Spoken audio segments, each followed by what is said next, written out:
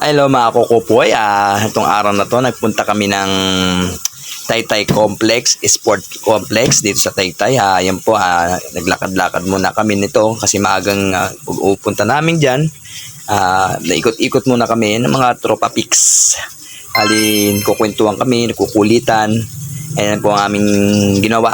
Tapos naghihintay kasi kami, may sumba kasi dyan, napaaga lang kami ng punta, kaya ito siguro nakatatlong round kami ng ikot muna bago kami nagsumba. Ayan, tapos yan ang selfie, ito kwentuhan sa mga kumustahan sa buhay. Yan lang, kasi nga parang kala mo matagal nang di nagkikita.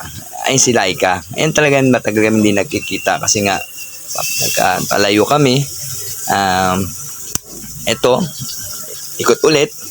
Siguro katatlong ikot kami dyan. Ikot lang kami ng ikot dyan. Kwento-kwento, walang tigil ng kwento, walang katapusan sa kwento ng kwento.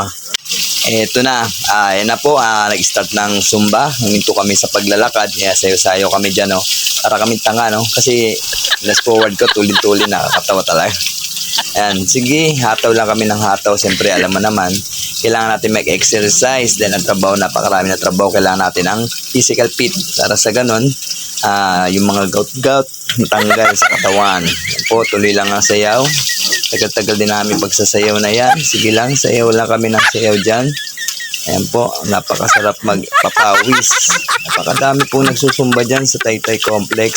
Kaya kahit po kayo, kung gusto nyo pumunta, dyan lang po yan sa Taytay Complex. Ako nga pala mga kukupoy, don't forget, follow Follow nyo naman ang aking